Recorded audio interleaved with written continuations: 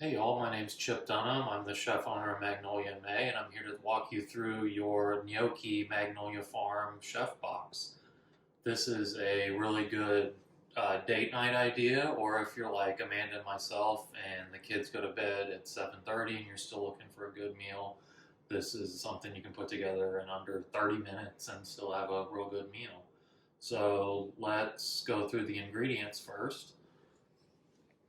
So I'll start with our pecorino cheese that we have right here for you. We have some bell peppers and onions that we've mixed together. I'll explain to you why later why it's okay to do that. We've got cherry tomatoes. I cut mine up already, but yours come whole, so you're gonna have to cut them in half. I choose to do it from the root end and go down like that because I think it looks better. But you do it how you want to. This is your box. We've got our mushroom stock here that we actually make with the stems of our mushrooms. We've got some arugula here. This is the gnocchi right there. And these are the mushrooms that I didn't totally let you off the hook. You're going to have to prep up a little bit of stuff before you make this. And we've got our mixture we use at the restaurant: parsley, thyme, rosemary, and sage, some chopped up garlic, some white wine that we'll deglaze the pan with, and I'll explain that to you later, and then some butter to finish our sauce with. So first we'll go ahead and start with these mushrooms.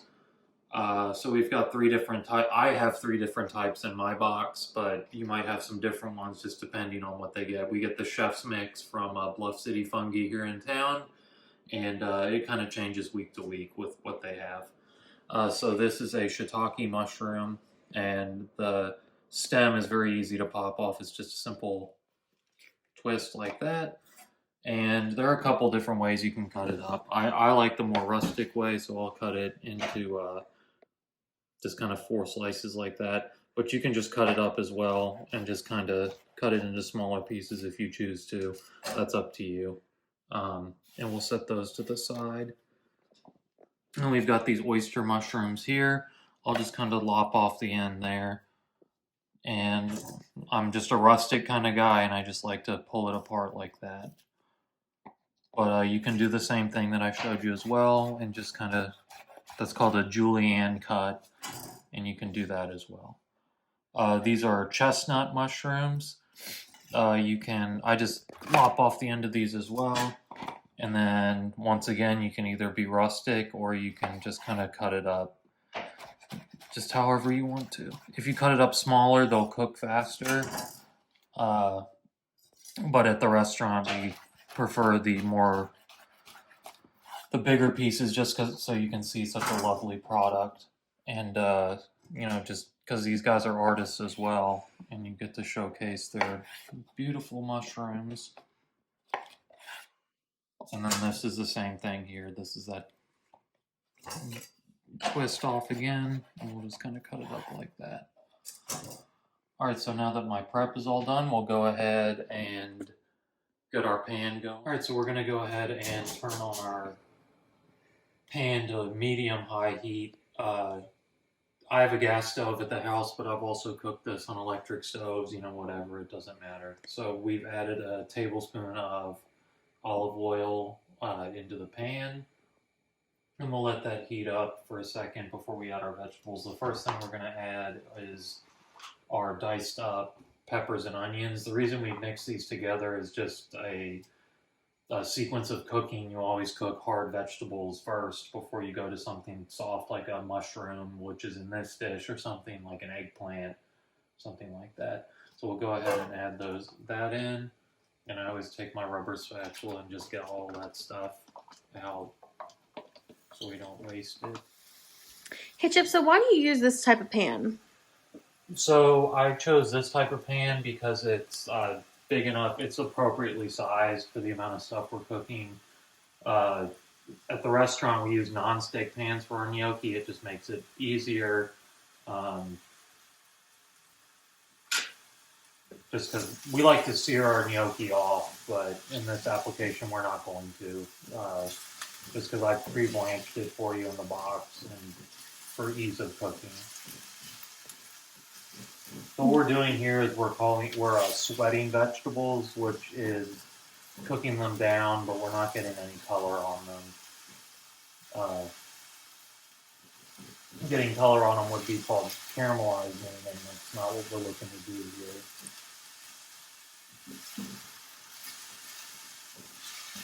So, Chip, as far as the gnocchi, I mean, I know it's why it's special to me. I love gnocchi in general, but what makes it so special to you? I mean, it's definitely a staple on our menu. Well, it's just a really fun dish, especially this gnocchi because of how awesome the Bluff City Fungi mushrooms are, and just frankly how easy it is to make the gnocchi at the restaurant, but it's a handmade pasta that we do, and we have a wood table in the kitchen that means a lot to me. It's been in my family, or I've known about it for a very long time, and it's just kind of fun to get to do stuff on it. So what you can see here is that the vegetables are starting to get translucent. So I'm going to go ahead and add my mushrooms that we cut up. It smells really good. And we're going to cook those for a little bit.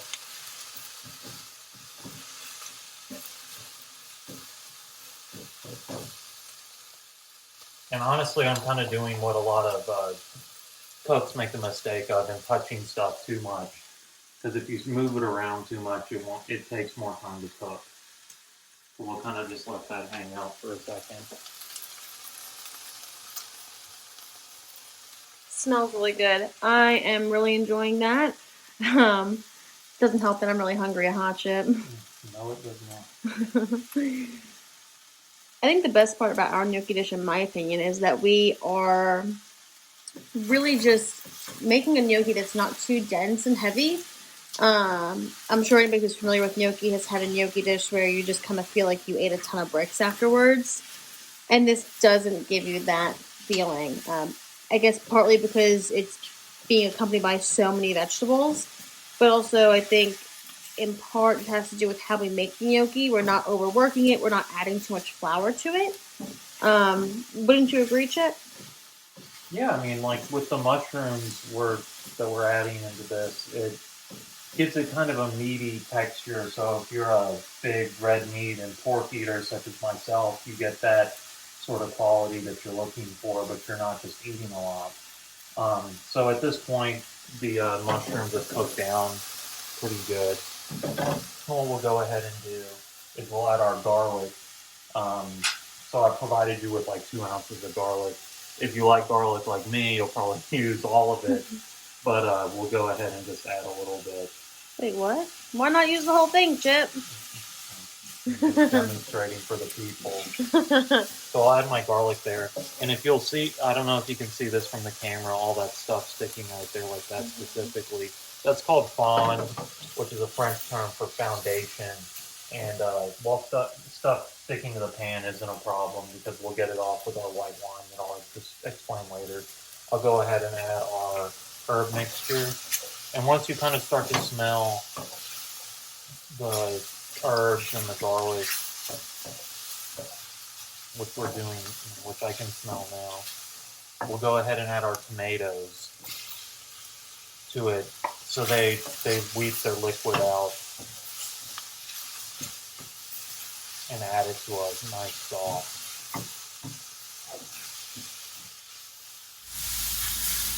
So at this point, you can see all that good stuff sticking to the bottom of the pan there. And what I'll go ahead and do is I'll add the white wine here.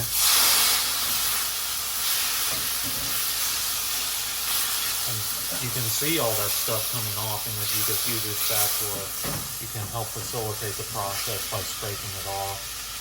And then we'll add our mushroom stock, which if you saw when I was cutting up the mushrooms, we use the stems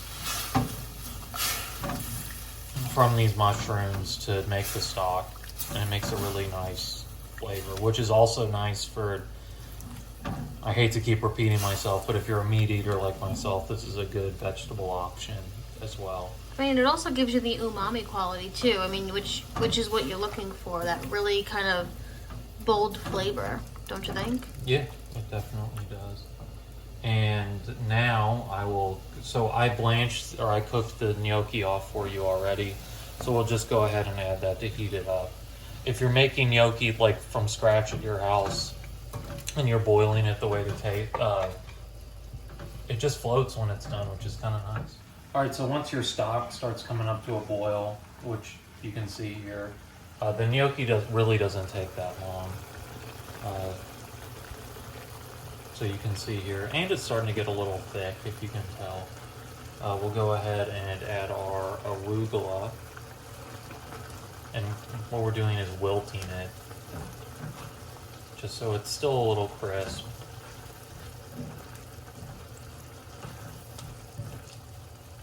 But it adds like a nice peppery texture to it.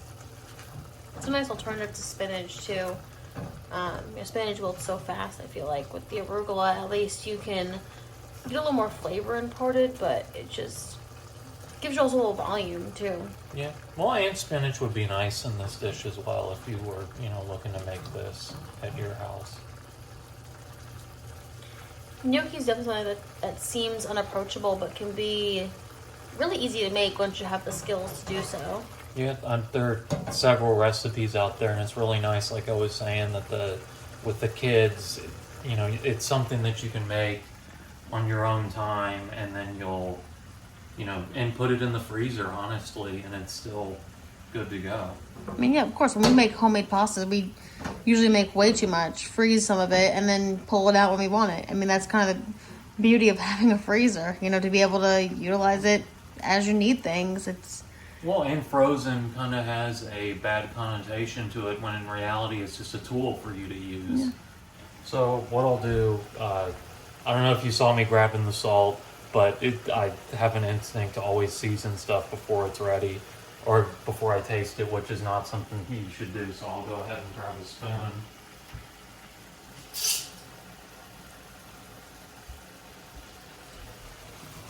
And what I do is just grab a little bit.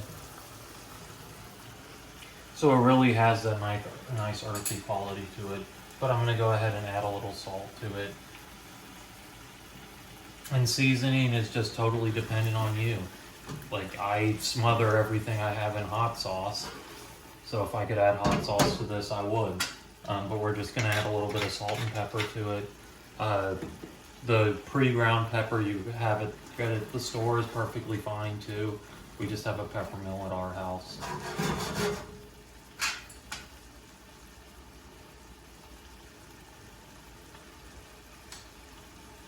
And I assure you, at the restaurant, I don't reuse the spoon. Just since it's me and Amanda, I'm going to just reuse the spoon so I don't get yelled at when I'm doing dishes. Extra spoons mean extra water. So I'll add a little more salt to it. And you can really see that this is reduced really nice. It's really nice and thick. I'll just taste one more time. I think it's there. And so now what we're going to do is we'll take our butter. This is called melting butter. And we'll we'll continuously mix the butter so it doesn't break. And we have this just nice thick sauce.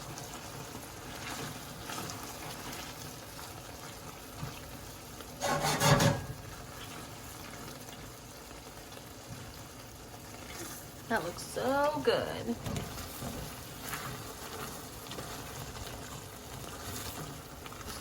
All right, and we've got that done, so I'll go ahead and cut it off. Also, I want to mention, if your gnocchi breaks when stirring, don't worry, it'll still taste great. Chip did it. It happens. We're all human. Gnocchis break. Right, Chip? Right. So what I'm going to do here is I'm going to go ahead and plate, but I'm going to do it for, Amanda and I are going to share this. You can also do the same thing in 2 bowls or 4 or 6, whatever you're doing. So we just have this one bowl right here. And I've got a little spoon. And I'll just go ahead and kind of guide it in there. And then I'm going to use my rubber spatula to make sure I get all the good stuff out. And the cheese we provided. You don't have to use all of it. I recommend you do, but